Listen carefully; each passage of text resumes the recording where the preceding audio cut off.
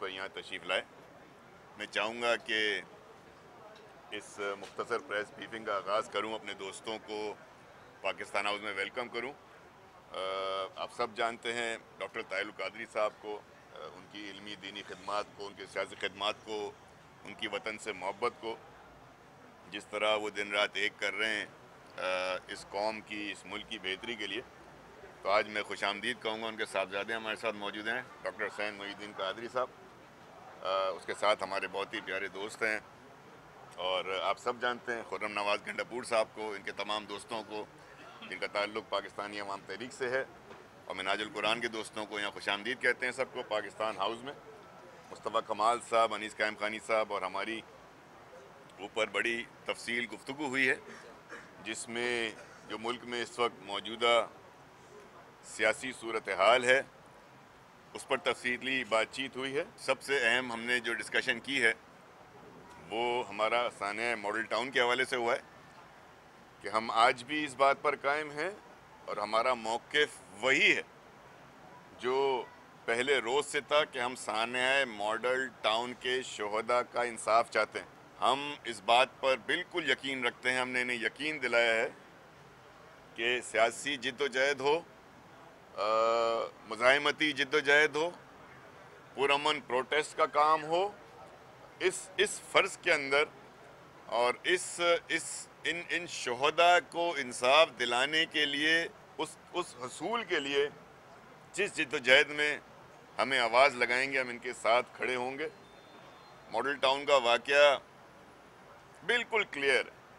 और उसमें जो मुतालबात थे वो बिल्कुल वाज़े हैं कि जो बाक़िर नजवी साहब की रिपोर्ट है उसे सामने रखते हुए, तमाम हक़ाइक़, सबूत और शवाहिद को सामने रखते हुए, जिस फ़र्द ने उसरो टीवी मीडिया देखा है उसको सामने रखते हुए समझते हैं कि इसकी ज़िम्मेदारी बराह रास्त वज़ीर आला पंजाब, वज़ीर कानून पंजाब, इन दो हज़रात पर लाजमी आती है। तो हमारा मुतालबा, जो पाकिस्तान अवामी तहरीक के दोस्तों का मुतालबा है, जो मिनाजुल कुरान के दोस्तों का मुतालबा है ताहिर कादरी के साहब के साथ, उसके साथ हम पूरी अपनी जगह इनके साथ खड़े हुए हैं। मैंने खुश आमदीद कहता हूँ। पाकिस्तान के अंदर हालिया दिनों में हम देख रहे हैं जिस तरह स्वात में वाक़या हुआ, हमारे पाकिस्तानी कौम के बहादुर बेटे, हमारी पाक फ़ौज के जवान, हमारे शहरी, जिस तरह उन्हें दहशत गर्दी का वाक़या करके ख़ुदकुश हमला करके शहीद किया गया, उस हवाले से हम उन्हें खराज तहसीन, खराज अकीदत पेश करते हैं। उनके ख़ानदानों के साथ, उनके सेंटिमेंट्स में हमारी दुआएं हैं, उनके साथ हम शामिल हैं। पाकिस्तान में एक जानिब हम देख रहे हैं कि किस तरह सरहदों पे और मुल्क के अंदर दहशत गर्दी का मुकाबला किया जा रहा है। हमारे इदारे, हमारी पाक फ़ौज किस तरह मुकाबला कर रही है, किस तरह आज हमारी अदलिया इंसाफ के हसूल के लिए, एक आम आदमी के मसले को हल करने के लिए संजीदगी के साथ उन मामलात पर अस खुद नोटिस लेकर अदालती कार्रवाई कर रही है जो बुनियादी तौर पे रियासत के एग्जीक्यूटिव के इदारे का काम था, वफाकी हुकूमत का काम था, सूबाई हुकूमतों का काम था, मुकामी हुकूमतों का काम था। लेकिन बदकिस्मती कि इस जमहूरी दौर में जिन जमहूरी कुव्वतों को, जिन हुक्मरानों को ये हकूक़, ये वसाइल एक आम आदमी को पहुँचाने चाहिए तो वो उसमें नाकाम रहे। तो ऐसी जमहूरियत को क्या कहिएगा? इस जमहूरियत का, जिस जमहूरियत में एक जमहूर को, एक आम आदमी को, एक आम पाकिस्तानी शहरी को ना तो पीने का साफ़ पानी मुयसर है, ना उसके घर के आगे से कचरा उठ रहा है, ना शहर की तामीर और तरक्की के लिए कोई काम हो रहा है, ना अस्पतालों में दवाइयाँ हैं, अस्पतालों में इलाज है, ना स्कूलों में तालीम है, ना पार्क्स में रिक्रिएशन की फैसिलिटी है, ना जान व माल का तहफ़्फ़ुज़ है। सड़क पर रियासती दहशत गर्दी हो जाती है, सानिया मॉडल टाउन जैसा वाक़या हो जाता है, ज़ैनब के साथ वाक़या होता है, ज़ैनब के बाद, वाक़े के बाद जब एहतजाज होता है तो पंजाब पुलिस वहाँ वही दहशत गर्दी दोबारा रिपीट करती है और दो मासूम शहरियों को शहीद कर दिया जाता है। पुलिस मुकाबला कहें, फायरिंग कहें, लेकिन दो मासूम शहरी जो पुरअमन मुजाहरा करने लगते थे ज़ैनब बेटी के लिए, उनको मार दिया गया, वो भी इंसाफ के मुंतज़िर हैं। तो कैसे हालात में हमारी गुफ्तगू यही हो रही थी कि बड़े नाजुक सूरत हाल है, पाकिस्तान के लोगों को उम्मीद की ज़रूरत है, पाकिस्तान के लोगों को एक नई सोच की ज़रूरत है, पाकिस्तान के लोगों को साफ़ और एक अच्छी क़यादत की ज़रूरत है कि उनको वो मकाम दिला सके, उनके वो हकूक़ मुहैया करा सके जो नहीं करा सकी। एक छोटी सी इन्फॉर्मेशन को देने के बाद, आपसे शेयर करने के बाद मैं दावत दूंगा कि आज सिर्फ एक फ़िगर आपको बता दूं जो कि मैं समझता हूं कि ये फ़िगर सुनने के बाद कम से कम हुक्मरानों के सर शर्म से झुक जाने चाहिए, उनको शर्म आनी चाहिए हुक्मरानी करने पे, वफाकी हो, सूबाई हो, मकामी हुकूमतों। हालिया यूनिसेफ की रिपोर्ट है जिसमें यूनिसेफ का इदारा लिखता है कि 2017 में पाकिस्तान के अंदर जहरीला पानी पीने की वजह से 53,000 बच्चे, 53,000 बच्चे 2017 में जहरीला पानी पीने की वजह से मुख्तलिफ बीमारियों का शिकार होकर मर गए। इसका मतलब है कि 53,000 बच्चे सालाना का मतलब है रोज़ाना 145 बच्चे, रोज़ाना 145 बच्चे का मतलब है इस मुल्क में रोज़ाना APS होता है, रोज़ाना 145 बच्चे मर जाते हैं। हमारी प्रेस कॉन्फ्रेंस, प्रेस ब्रीफिंग अभी ख़त्म होगी, 1 घंटे बाद हर घंटे में 6 से 7 बच्चे मर जाते हैं। इसका जिम्मेदार कौन है? अगर निकाला जाए तो इस बात पे निकाला जाए हुकूमतों को। मुझे क्यों निकाला का ये जवाब है कि यूँ निकाला आपको, यूँ निकालना चाहिए हुक्मरानों को, रियासत के लोगों को जो अपनी आईनी कानूनी जिम्मेदारियाँ पूरी नहीं करते। मैं एक दफ़ा फिर आपका शुक्रिया अदा करते हुए आप मीडिया से बात करना चाहें। PSP की तमाम क़यादत, मुस्तफ़ा कमाल साहब, हारून रज़ा साहब, अनीस कायम खानी साहब, बाकी तमाम ज़िम्मेदारान, मेरा कराची आना हुआ था तो इस मौका पर इन्होंने दावत दी और हमें मौका मिला इनके इस पार्टी हेड ऑफिस में आने का, इनसे मुलाकात करने का।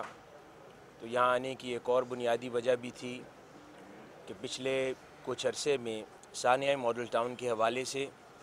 जब APC बुलाई गई तो उसमें भी PSP पाकिस्तान अवामी तहरीक के शाना बशाना खड़ी हुई और अपनी पूरी हिमायत और सपोर्ट की यकीन दहानी करवाई। उसके बाद ऑल पार्टीज़ इज्तिमा और एहतजाज जब किया गया, वहाँ पर भी PSP इसी तरह अपनी कमिटमेंट के मुताबिक शाना बशाना खड़ी रही। तो ये हमारे ऊपर मॉरल रिस्पॉन्सिबिलिटी थी कि मेरे कराची आने इस मौका पर मैं यहाँ पर आता और ख़ुद इनका शुक्रिया अदा करता तमाम कायदीन का। एक तो मैंने शुक्रिया अदा किया, दूसरा जैसा कि अभी हारून रज़ा साहब फरमा रहे थे तो ऊपर मुल्की हालात पर सानिया मॉडल टाउन के हवाले से, आइंदा होने वाली पेशरफ्त के हवाले से डिस्कशन हुई, इनको ब्रीफिंग दी, कानूनी हवाले से कुछ अपडेट्स इनको दी और उसके अलावा इन्होंने फिर यकीन दहानी करवाई कि गो पाकिस्तान अवामी तहरीक ने और डॉक्टर ताहिरुल कादरी ने अभी ऐलान किया है कि हम कानूनी हवाले से जंग को तेज़ करेंगे असूल इंसाफ की। लेकिन बाहर सूरत इन्होंने यकीन दहानी करवाई है कि जब भी पाकिस्तान अवामी तहरीक को, सानिया मॉडल टाउन के लवाहिकीन को, शुहदा को इंसाफ की खातिर जब भी एहतजाज की ज़रूरत पड़ी, ये इंशाअल्लाह पाकिस्तान अवामी तहरीक के साथ पहले की तरह खड़े हुए दिखाई देंगे। दोनों जमातों के अंदर एक कॉमनैलिटी भी है। कराची में और सिंध में PSP लिसानियत से बालातर होकर, इलाकाई सियासत से बालातर होकर एक पाकिस्तान की बात करते हैं, पाकिस्तान में साफ़ और शफाफ निज़ाम की बात करते हैं और एक ऐसी सियासत की बात करते हैं कि जिसके ज़रिए आम शहरी, पढ़ा लिखा शहरी पाकिस्तान का, वो पाकिस्तान की सियासत में आके अपना रोल प्ले कर सके।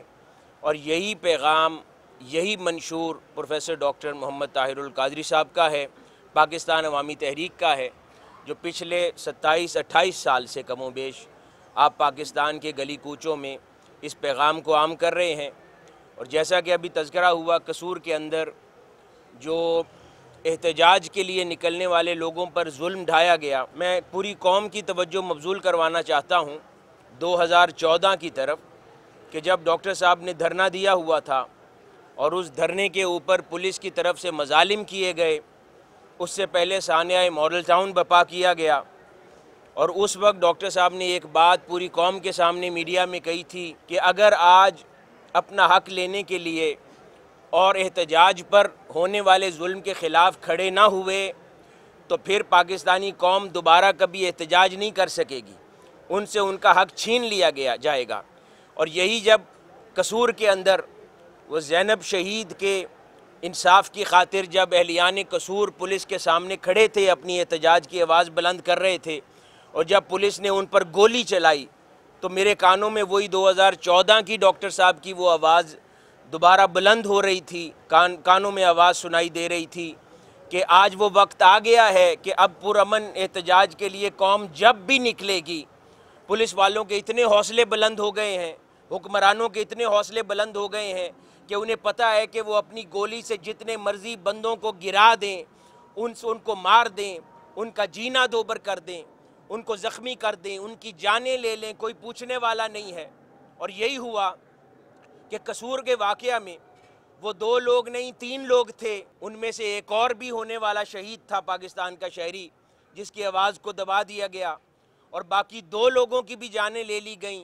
उस पर बराए नाम FIR काटी गई। उस FIR के अंदर उन पुलिस वालों को नामजद ही नहीं किया गया कि जिन्होंने गोली चलाई थी, तो दर हकीकत उन्होंने वो इंसाफ की फराहमी का दरवाज़ा बंद कर दिया। यही वो वही बातें हैं जो 2013 से डॉक्टर साहब करते आ रहे हैं, 2014 में करते आए कि यहाँ गरीब को इंसाफ नहीं मिलता, गरीब एहतजाज करता है। आप देखें कि पाकिस्तान अवामी तहरीक के लोग पिछले 3.5 साल से एक ऐसे वाक़या के लिए इंसाफ की खातिर एहतजाज कर रहे हैं जो पूरी कौम ने देखा है, पूरी कौम के मीडिया चैनल्स ने एक एक शख्स को दिखाया है, हर शख्स को पूरा वाक़या ज़ुबानी याद है। ऐसे वाक़े को भी साबित करने के लिए 3.5 साल से पाकिस्तानी कौम धक्का खा रही है। यहाँ पर तो पाकिस्तान अवामी तहरीक एक जमात है जो अपने शुहदा और वर्कर्स के लिए इंसाफ के लिए दर बदर घूम रही है, तो किसी दही इलाके के अंदर मरने वाले उस शख्स की क्या हालत होती होगी कि जिसका कोई पुरसाने हाल नहीं है, जिसकी कहीं तक आवाज़ नहीं पहुँचती। यही बहुत बड़ा सवालिया निशान है पाकिस्तान के निज़ाम के ऊपर। इसीलिए डॉक्टर साहब हमेशा कहते रहे हैं कि इस निज़ाम को बदलो, एक ऐसा निज़ाम पाकिस्तान में लेकर आओ जो दर हकीकत पाकिस्तान के मजलूम अवाम को इंसाफ मुहैया कर सके। ये वो बातें हैं, ये वो दर्द हैं जो मुश्तरक हैं, और तमाम दर्दमर्द जमातें जो कि ये दर्द रखती हैं पाकिस्तान के लिए, उनके साथ मिलकर डॉक्टर साहब इस निज़ाम की तत्हीर और इस निज़ाम में तब्दीली के लिए एफ़र्ट कर रहे हैं। और उस सारी एफ़र्ट के अंदर PSP एक अहम पार्टनर की हैसियत हमारे साथ रखती है। एक बार आप तमाम अहबाब का मैं शुक्रिया अदा करूँगा, आप लोगों ने इंतज़ार किया और आप लोगों से मुलाकात और बात करने का मौका मिला। मैं उम्मीद करता हूँ इंशाअल्लाह कि जिस तरीके से आप लोग अपनी ज़िम्मेदारी सर अंजाम दे रहे हैं पाकिस्तान के लिए, इसी तरीके से इंशाअल्लाह पाकिस्तान में जल्द तब्दीली की सुबह इंशाअल्लाह नमूदार होगी और कौम के लिए खुशखबरियाँ लाएगी। जी हाँ, जो एहतजाज की शक्ल में ऑल पार्टीज़ जलसा पूरी कौम ने देखा, मैं समझता हूँ कि उस जलसे के जो मकासद थे वो बहुत बेहतरीन अंदाज में पूरे हुए और वो हासिल हुए। एक बात मैं आप लोगों की उस तरफ तवज्जो दिलवाना चाहता हूँ कि पाकिस्तान की 25 से 30 साल तारीख़ की तरफ ज़रा नज़र दौड़ाएँ कि आपको अगर याद आए कि कभी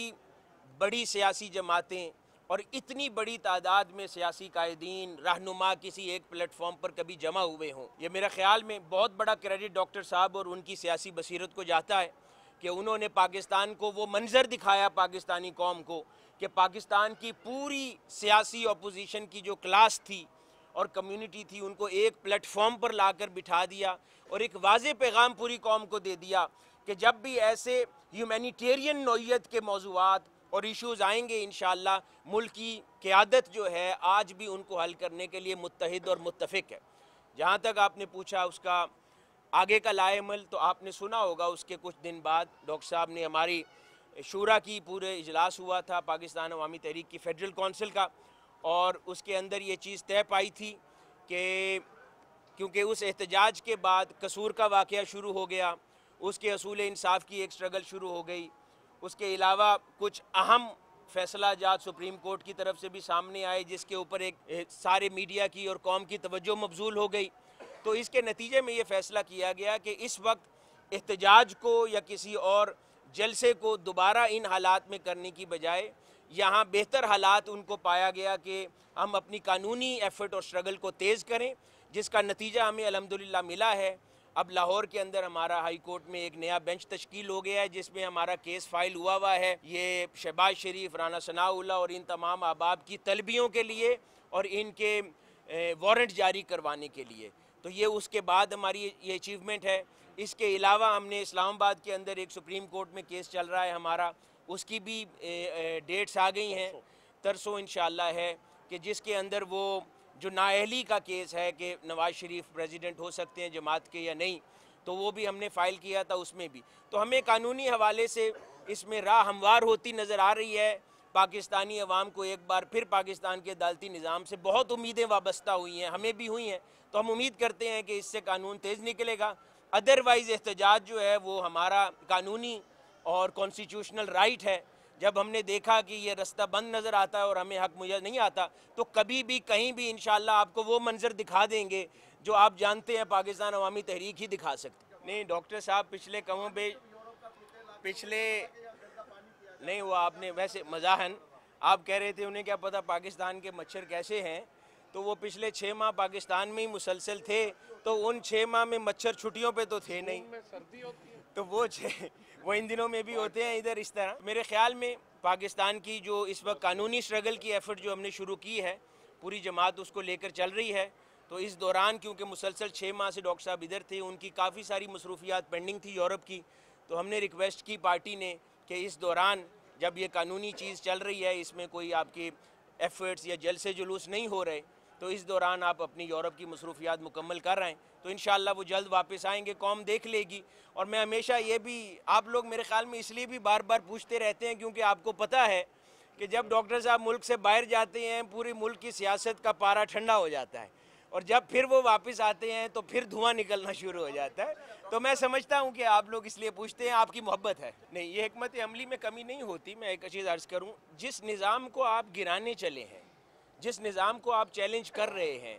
वो 35 साल का बनाया हुआ बुना हुआ एक ऐसा जालिमाना निज़ाम है कि जिसने हर इदारे को ख़रीद रखा है, हर शोबे को ख़रीद रखा है, और ज़मीर फरोश लोग मुख्तलिफ़ जगहों पर इंचार्ज बनकर बैठे हुए हैं, और उन्हीं के वो प्रोमोटीज़ हैं जिनको वो पिछले 35 साल में छोटी पोजीशन से उठाकर कहाँ तक लेकर आए हैं। जब एक आम और शरीफ आदमी, ऐसी जमात जो कि जिसने किसी की जान नहीं लेनी, जो ज़मीर फरोशी नहीं करती, जिसके पास बहुत पैसा लगाने के लिए नहीं है, उन्हें अवाम की सच्ची सुच्ची आवाज़ और ताकत के साथ किसी निज़ाम को चैलेंज करना है, तो फिर ऐसे 35 साल के बुने हुए करप्ट निज़ाम को गिराने में वक्त लगता है। तो इसको हिकमत अमली में कमी नहीं कहा जाता, बल्कि इसको ये कहते हैं कि एक धक्का और दो। हमारी हर एफर्ट, हमारा हर मूव, हर जलसा इस निज़ाम में एक और नया डेंट डालता है। ये स्ट्रेटजी का हिस्सा है कि ये एक गो में जाने वाले लोग नहीं हैं, हम मुसलसल इन पर डेंट डालते रहते हैं। इंशाअल्लाह एक दिन आपको अचानक खबर मिलेगी वो डेंट डालते डालते ये निज़ाम धराम से गिर गया। इंशाअल्लाह। Thank you very much.